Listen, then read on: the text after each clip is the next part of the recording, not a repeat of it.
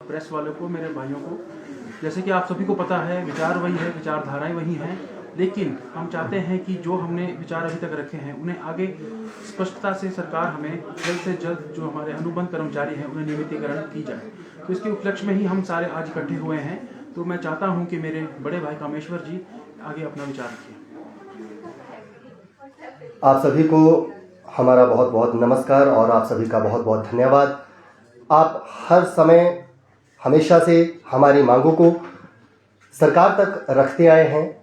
जब भी हमारी कोई भी समस्या थी तो मीडिया एक इस तरह का स्तंभ होता है जो सरकार और कर्मचारियों के बीच एक पुल का कार्य करता है और हमारी जो समस्याएं हैं या हमारी जो मांगे हैं उन्हें आगे सरकार तक हमेशा से पहुंचाते रहते हैं। मुद्दा वही है अनुबंध कर्मचारियों के नियमितीकरण का।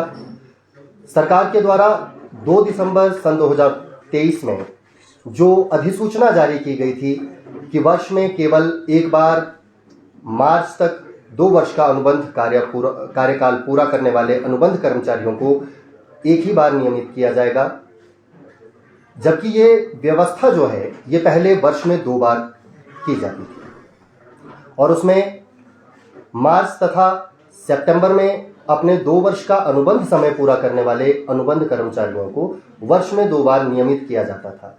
तो जब ये अधिसूचना वहां से जारी हुई उससे पहले हमारे लगभग 4,500 या 5,000 अनुबंध कर्मचारी ज्वाइन कर चुके थे, उनकी नियुक्ति हो चुकी थी। अभी कुछ दिन पहले मैं एक अखबार में एक न्यूज़ पढ़ रहा था जिसमें लिखा था कर्मचारियों की बल्ले बल्ले और सरकार से अब कोई गिला शिकवा नहीं। हाल ही में माननीय मुख्यमंत्री महोदय ने नियमित कर्मचारियों तथा पेंशनर्स के लिए 4% डीए देने की घोषणा की थी। 28 तारीख को सैलरी के लिए और पेंशन के लिए भी उन्होंने घोषणा की है।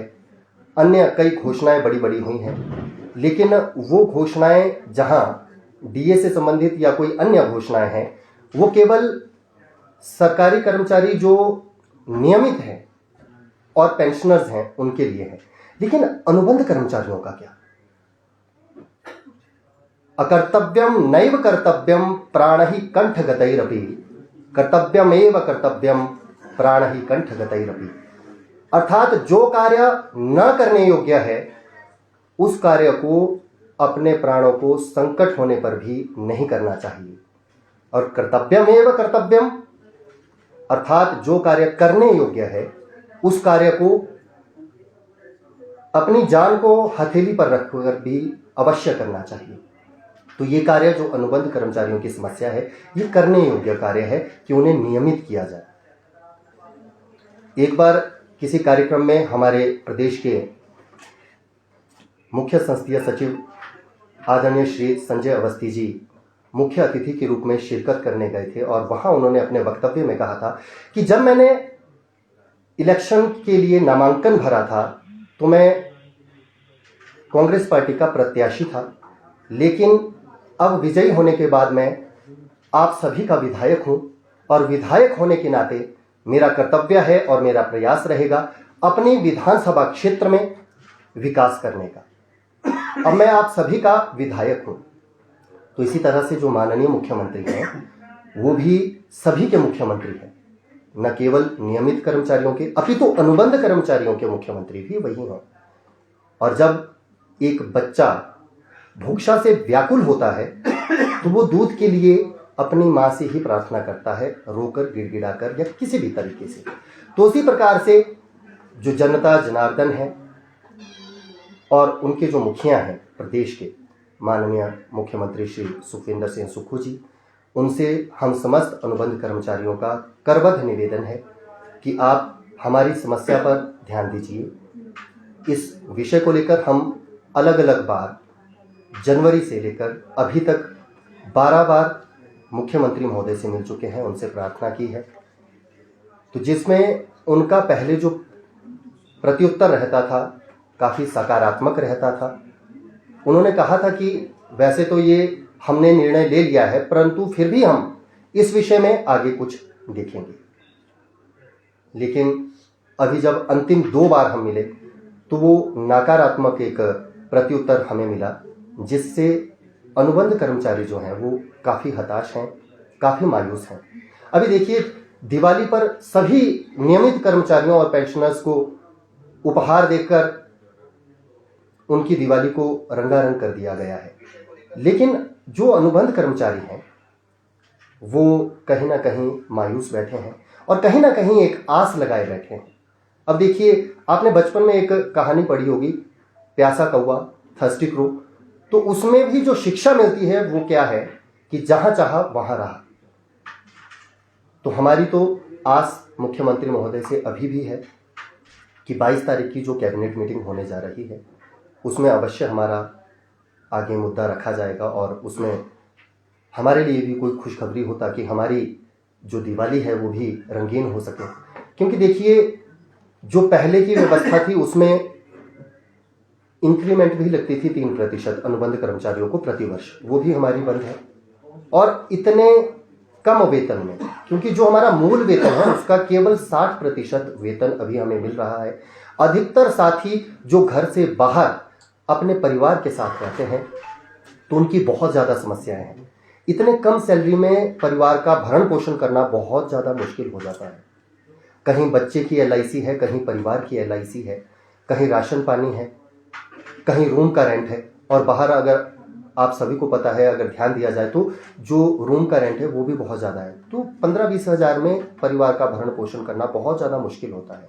कहीं ना कहीं हर व्यक्ति की, हर कर्मचारी की एक आस होती है कि अभी मैं सितंबर में रेगुलर हो जाऊंगा या अक्टूबर में रेगुलर हो जाऊंगा तो मैं इस तरीके से अपने खर्च का वहन करूंगा। लेकिन अभी भी हमारे हाथ निराशा ही लगी। हमें पूर्ण उम्मीद थी कि सितंबर कंप्लीट होने के बाद शायद कहीं ना कहीं हमारे नियमितीकरण को लेकर अधिसूचना हो जाएगी।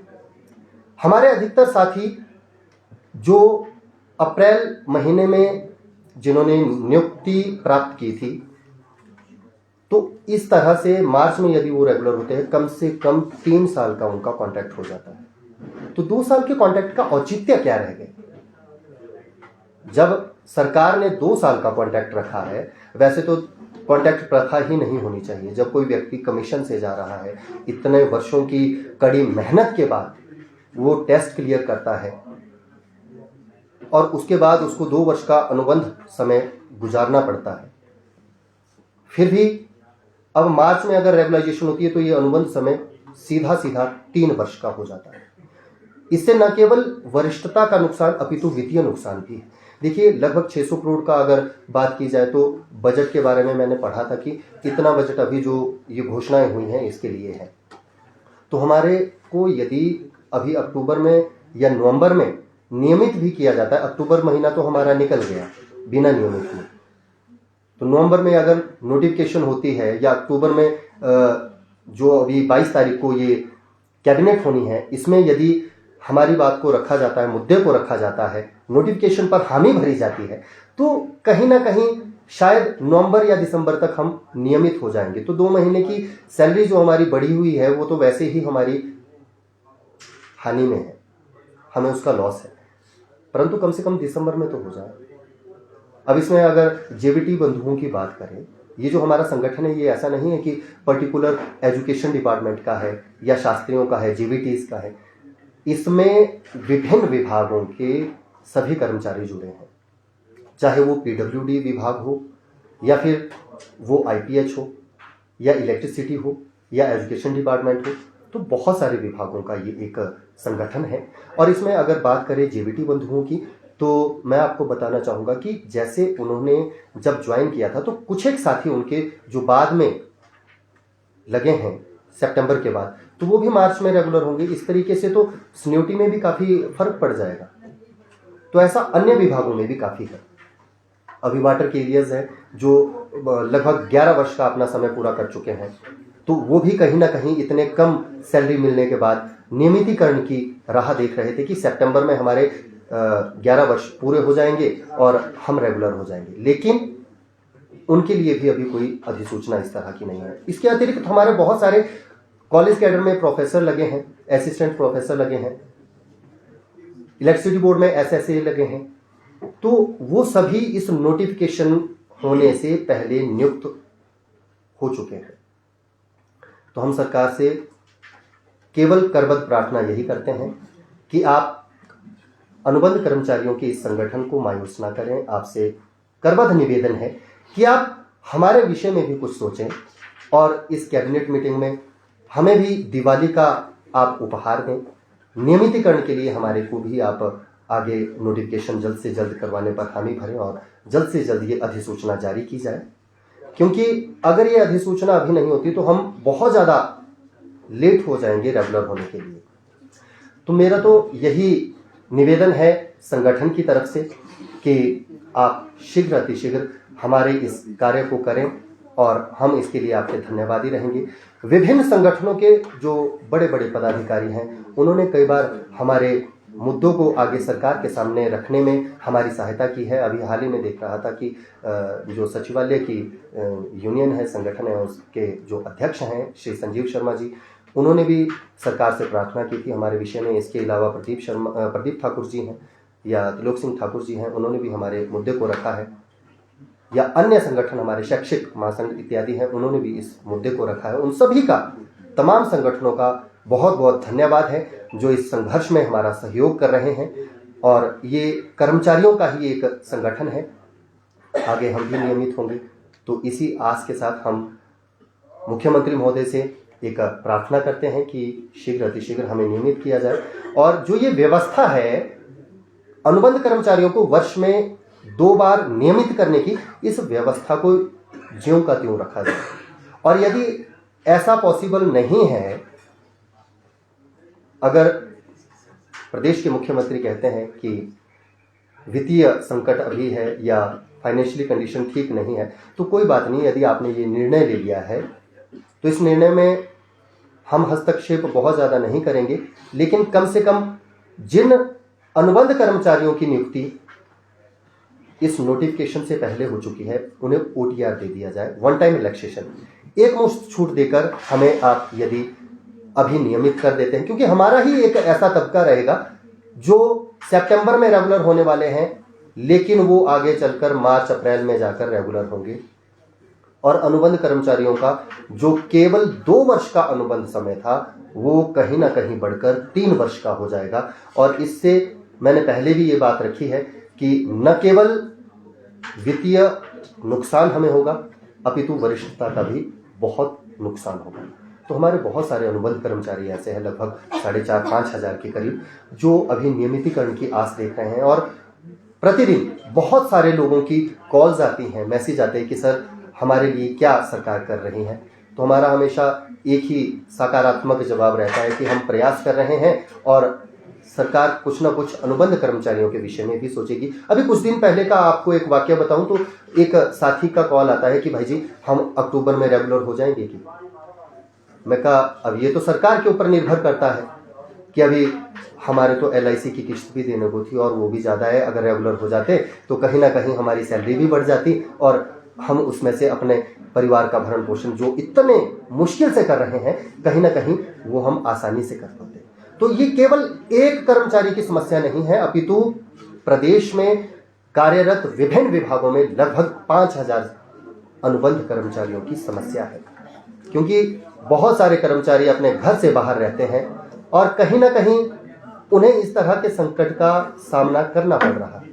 जब भी हम बाहर जाते हैं नौकरी के लिए तो कमरा भी हमने किराए पर लेना है, सब्जियां इतनी महंगी हो चुकी हैं, राशन इतना महंगा हो चुका है। तो अनुबंध कर्मचारियों का गुजर बसर जो है वो बहुत कठिनाई से हो रहा है। हमारी तो एक ये आस थी, हर व्यक्ति की एक प्लानिंग होती है, अपनी योजना होती है अपने जीवन के प्रति कि हाँ जी जब हम नियमित होंगे तो इतना हमारे पास धन आएगा सैलरी के रूप में, तो हम इसको आगे किस तरीके से व्यय करेंगे, किस तरीके से अपने खर्चे करेंगे।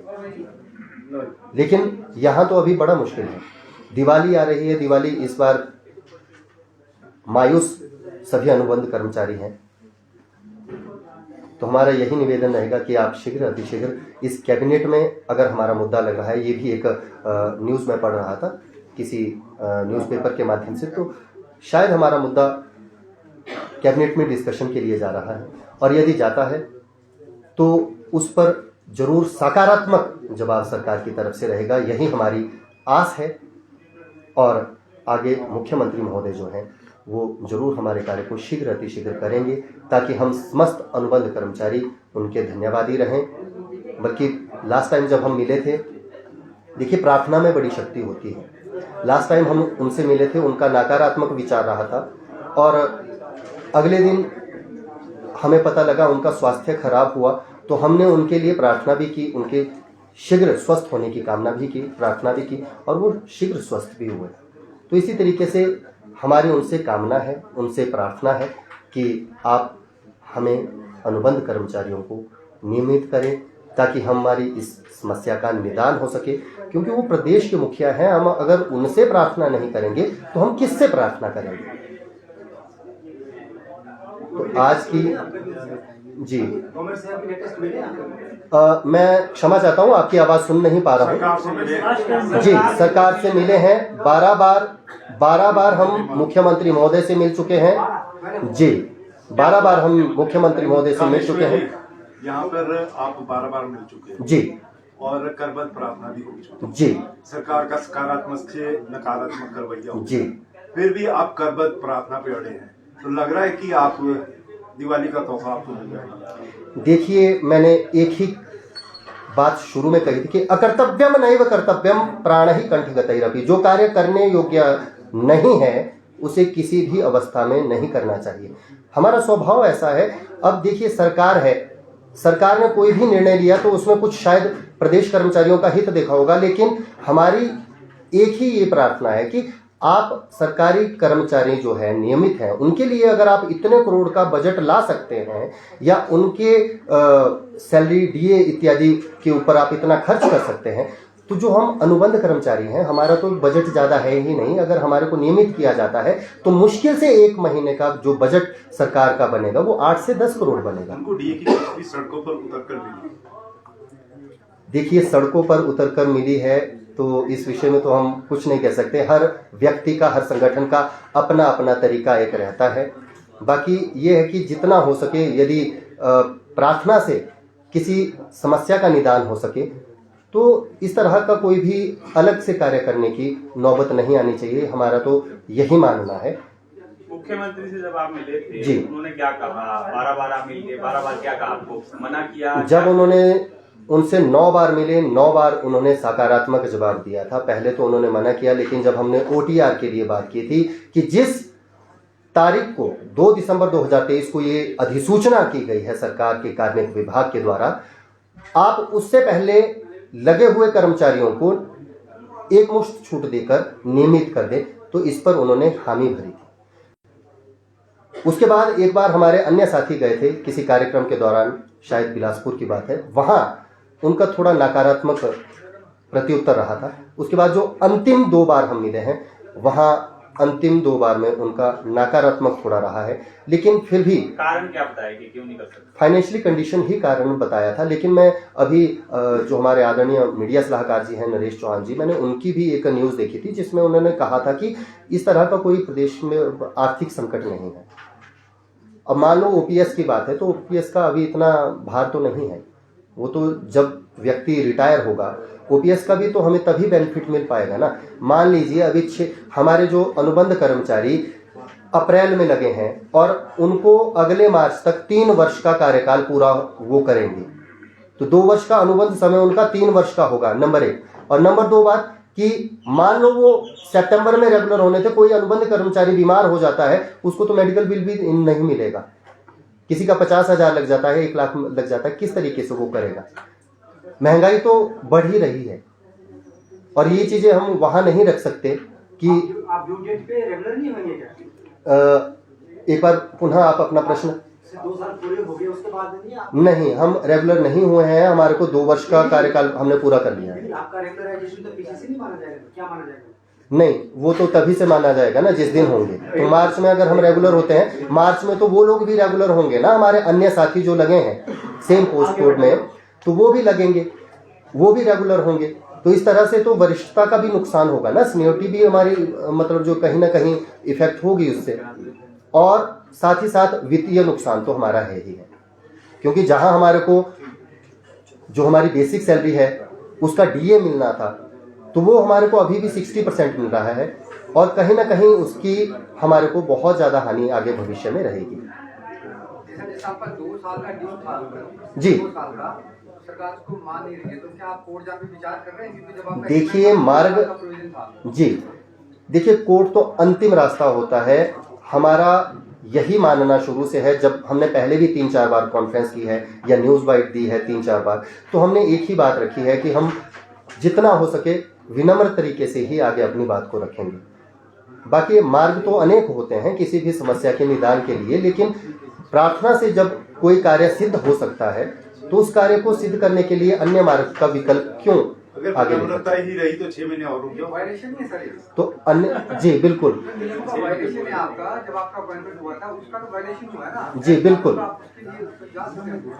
तो अभी 22 तारीख की कैबिनेट का हम भी प्रतीक्षा कर रहे हैं और दिवाली की प्रतीक्षा कर रहे हैं। अगर इस पर नहीं विचार किया गया तो आगे जैसा भी कार्यकारिणी निर्धारण करेगी, डिसाइड करेगी, उस तरह का आगे स्टेप लिया जाएगा।